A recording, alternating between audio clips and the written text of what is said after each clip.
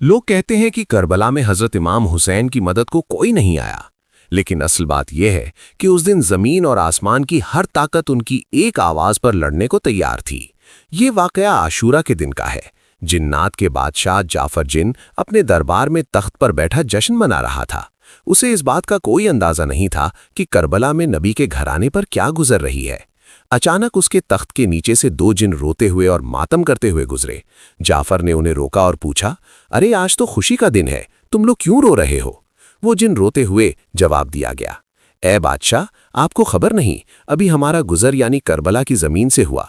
वहां हमने देखा कि रसूल अल्लाह के प्यारे नवासे हुसैन इब्ने अली खून में लथपथ हैं।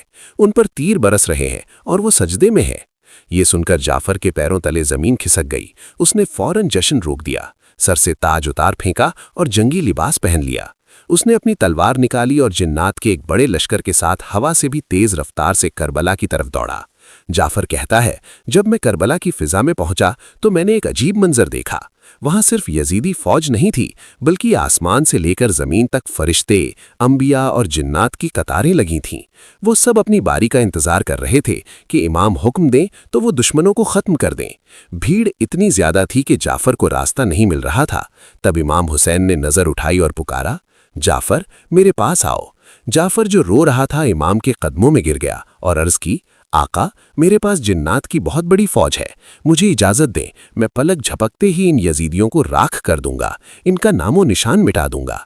मगर इमाम हुसैन ने बड़े सुकून से फरमाया, नहीं जावेद, रुक जाओ। अगर मैं चाहूं तो दुनिया पलट सकता हूं, लेकिन मैं अपने नाना के दीन को बचाने के लिए और अपने रब की रजा के लिए सब्र कर रहा हूं। मुझे अपने अल्लाह की मर्जी अजीज है। तो दोस्तों, याद रखना कि करबला में इमाम हुसैन बेबस नहीं थे। कायनात की हर ताकत उनके हाथ में थी, लेकिन उन्होंने तलवार नहीं उठाई ताकि इस्लाम जिंदा रहे। करबला का ये मंजर बताता है कि फतेह हथियार की नहीं बल्कि सब्र की होती है। अगर आपके दिल में भी इमाम हुसैन के लिए मोहब्बत है तो कमेंट में ज़रूर हुसैन लिखें, और ऐसे ही इस्लामी बातों के लिए अभी चैनल को सब्सक्राइब करें।